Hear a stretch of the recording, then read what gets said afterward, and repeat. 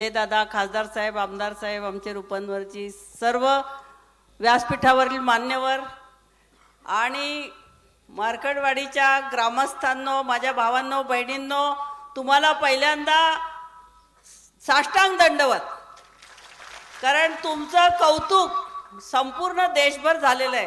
तुम्ही जे धैर्य दाखवलं, तुम्ही जी हिम्मत दाखवली, आपला मतदानाचा हक्क हा आपण मिळवायचा असतो, रडून मिळत नाही, त्याच्यासाठी लढायला लागेल। लढाईची तयारी आहे का? नक्की तुम्ही लढाईला सुरुवात केली आहे। पुरोगामी महाराष्ट्र नुसतं छत्रपती शिवाजी महाराज, जिजाऊ, संभाजीराजाचं नाव, अहिल्यादेवींचं नाव घेऊन होणार नाही। त्यांच्यासारखी लढाई करायला तयार आहोत का? फुले शाहू आंबेडकरांचं नाव आपण घेतो, आपण देशाला दाखवून दिलं पाहिजे। दिशा दाखवणारा महाराष्ट्र आहे, यशवंतराव चव्हाणांचा महाराष्ट्र आहे, पवार साहेबांचा महाराष्ट्र आहे। ईव्हीएम ने जर वाकडी नजर दाखवली तर त्या ईव्हीएम ला कायमचं बंद केलं पाहिजे। मला माहिती आहे संपूर्ण महाराष्ट्राचं लक्ष पवार साहेबांकडे लागलेलं आहे आणि पवार साहेब ही लढाई लढतील आणि जिंकतील असा विश्वास सर्वांना वाटतोय आणि तो निश्चितच सार्थकी लागेल। कारण हे जे काय झालेलं आहे ते भयंकर आहे।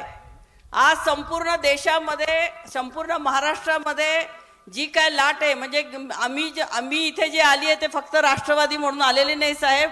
माझ्याबरोबर फिरोज मिठीवरवाला आहे, संतोष आहे, गुड्डी आहे, आमची मुक्ता आहे, अनेक लोक, आम्ही अनेक वर्ष हे ईव्हीएम मध्ये काहीतरी गडबड आहे आणि त्याच्यामुळे 2019 साली सुद्धा 330 खासदार भाजपचे निवडून आलेले नव्हते।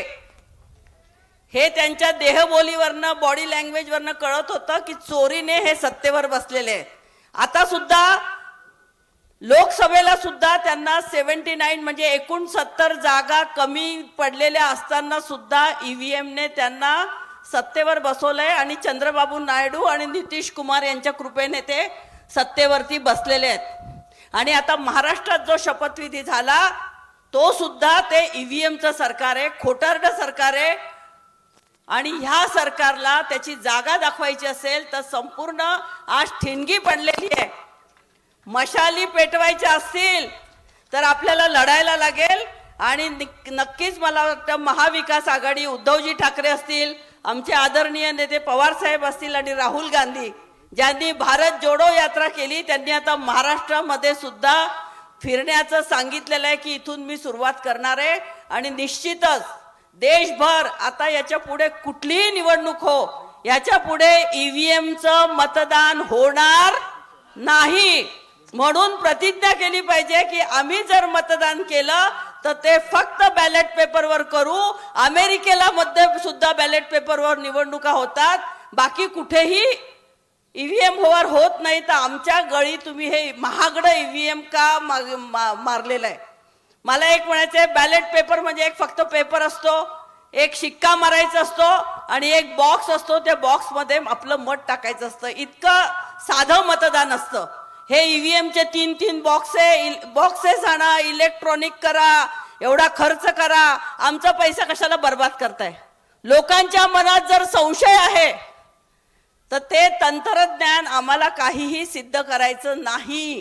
तुम्ही म्हणता ना की तुम्ही याच्यातलं काय डिफेक्ट आहे, काय चुकीचं होतं ते दाखवा, आम्हाला दाखवायचं नाही। आमचा विश्वास नाही, आमचा संशय आहे। आणि लोकशाहीमध्ये जर एखाद्या माणसाच्या मनात संशय निर्माण झाला असेल तर ती शंका निरसन काम करणं हे आपलं कर्तव्य आहे। निवडणूक आयोग स्वायत्त राहिलेला नाही, आज देशामध्ये कोणीही स्वायत्त राहिलेला नाहीये। मोदी आणि शहा 2 हुकुमशहा आहेत आणि ते देश चालवत आहेत आणि इथे फडणवीसांना आज बसवलेलं आहे। तर हे जर काय हाणून पाडायचं असेल तर आज ठिणगी पडलेली आहे। या ठिणगीचा संपूर्ण महाराष्ट्रभर आणि संपूर्ण देशभर ही लाट उसळली पाहिजे आणि हे सरकार खाली खेचलं पाहिजे आणि त्याची सुरुवात तुम्ही केली आहे, म्हणून तुमचं अभिनंदन करते। धन्यवाद।